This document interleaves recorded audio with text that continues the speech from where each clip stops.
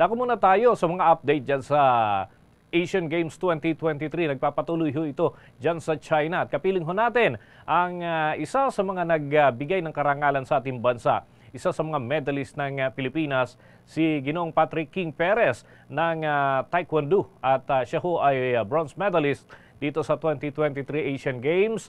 Pabati natin sa Bombo Radio Philippines, where nationwide and worldwide, si Bombo Dennis Hamito po ito, together with me, si Bombo Alaysa Eclarinal. Unang-una, nais po naming malaman, ano ho yung inyong pakiramdam sa kasalukuyan at dun sa pagkakapanalo ninyo, ay kauna-unahan po kayong nakakuha ng medalya para sa Pilipinas dito sa Asian Games, Sir Patrick.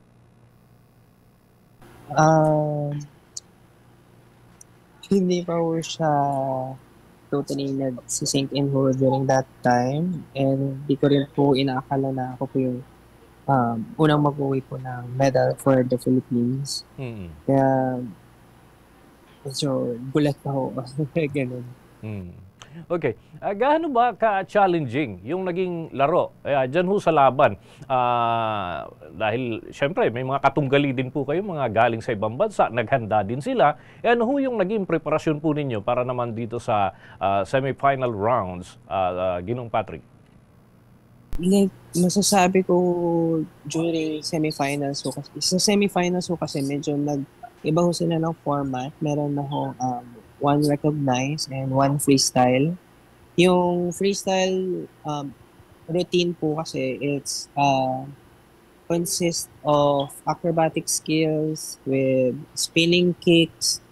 Kumbaga, i-showcase po yung creative side ng taekwondo po. And yung naging strategy po doon is yung routine itself po mas pinakita ko lang po kung ano po yung naging creativity ko din po when it comes to my choreography din po, with the help of my teammates din po. So, and yung mga naging preparations din po is hindi rin ho naging ganun kadali, since pinaghandaan pa ho namin to kahit nung before SEA Games pa lang ho, dahil alam ho namin ito na yung next big competition din ho namin. So it's a year-long process din ho. Kaya tuunan din ho namin ng pansin yung strength and conditioning, and crossover training din ho kami with LTSA gymnastics for my acrobatics din po, na which is part din ho ng requirement din ho for the semifinals round po. Okay, may tanong din po ang aking katandem dito, si Bombo Alaysa Eclarinal. Bombo Alaysa?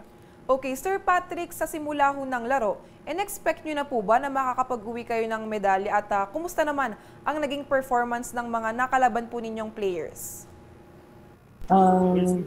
Main goal ko talaga naman is to win the gold medal. And habang nandito na ako kami sa China, mas focus ko namin ng one performances at a time. Kaya nag-focus muna kami sa round of 16, and then for the quarterfinals, and then for the semifinal. Magagaling din yung mga nakalaban po natin, kagaya ng Laos at ng Nepal, kahit na hindi ho sila ganoon karinig sa international stage when it comes to Pumse, pero skill-wise, andun din ho, malalakas and may potential din talaga sila.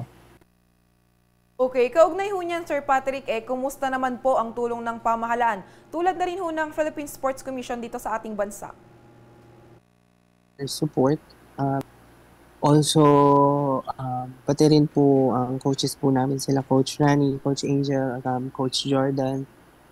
Hands-on din naman po sila pagdating sa strength and condition po namin, mga iba pa ho ng pangalan ko. Well provided, and yung training hall or yung training area po dito sa China, medyo nahirapan lang po kami ng onte sa access pag kailangan ho lumipat from one venue to the other, dahil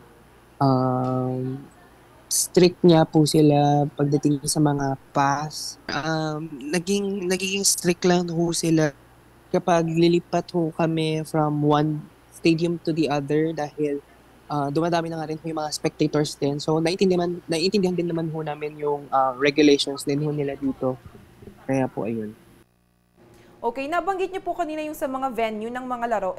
Doon naman po sa accommodation niyo dyan, kumusta naman po ang accommodation niyo dyan sa China, Sir Patrick?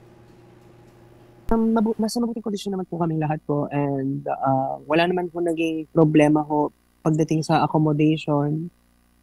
Masasarap din naman yung mga pagkain nila ho dito and wala rin ho naging problema sa transportation dahil on time din naman po silang nakakapagbiyahe po. Okay, dito naman sa akin na Ginong Patrick, baka may nais kayong mensahe para sa mga taga-subaybay natin sa Bombo Radio Philippines na nakatutok para sa mga update dito sa Asian Games 2023. Baka nais po ninyo ding bumati sa pamamagitan ho ng Bombo Radio Philippines. Please go ahead, Ginong Patrick King Perez. Yes po. Unang-una po sa lahat, maraming salamat po sa PTA, sa POC, sa PSC, MVP Sports Foundation, and to my family and friends. Maraming salamat po sa walang sawang suporta po ninyo. Sa DLSU community ho, maraming salamat ho.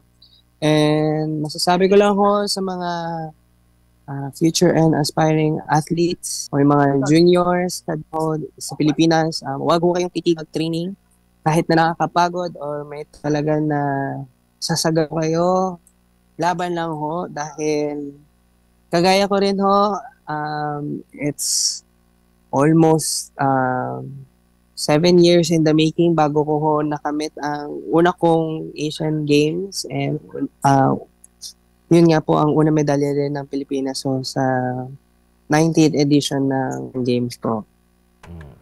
Okay, with that, maraming salamat, Ginoong Patrick King Perez, Taekwondo bronze medalist sa 2023 Asian Games na nagpapatuloy ho dyan sa China.